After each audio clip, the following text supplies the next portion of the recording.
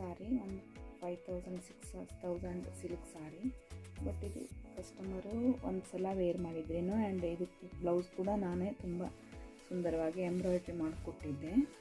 ಆಮೇಲೆ ಕುಚ್ಚು ಹಾಕಿಸಿ ಎಂಬ್ರಾಯ್ಡ್ರಿ ಸಹಿತ ಮಾಡಿಕೊಟ್ಟು ಬ್ಲೌಸ್ ಹೊಲಿದಾಗಿತ್ತು. ಆದರೆ ಒಂದು ಸಲ ವೇರ್ ಮಾಡಿದ್ರು, ಆಮೇಲೆ ಐರನ್ ಮಾಡುವಾಗಲೂ ಏನೋ ಬೈ ಮಿಸ್ಟೇಕ್ ಒಂಚೂರು ಬಾರ್ಡ್ರ್ ಹತ್ರ ಡ್ಯಾಮೇಜ್ ಆಗಿಬಿಟ್ಟಿದೆ.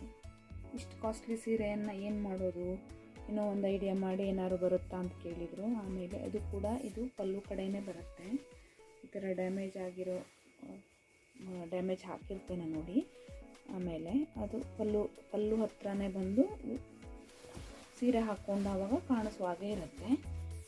ಅದಕ್ಕಾಗಿ ಏನಾದ್ರು ಒಂದು ಮಾಡ್ಲಿಕ್ಕೆ ಬರುತ್ತಾ ಅಂತ ಕಸ್ಟಮರ್ ಸಜೆಷನ್ ಕೇಳಿದಾಗ ಏನಾದ್ರು ಒಂದು ಮಾಡೋಣ ಬಿಡಿ ಅಂತೇಳಿ ತೊಗೊಂಡು ಈ ರೀತಿ ಸಿಂಪಲ್ಲಾಗಿ ಇದು ವಿಡಿಯೋದಲ್ಲಿ ಕ್ಲಿಯರ್ ಆಗಿ ಕಾಣಲಿಕ್ಕಿಲ್ಲ, ಬಟ್ ಟೋಟಲಿ ಚೆನ್ನಾಗಿ ಅನಿಸುತ್ತೆ.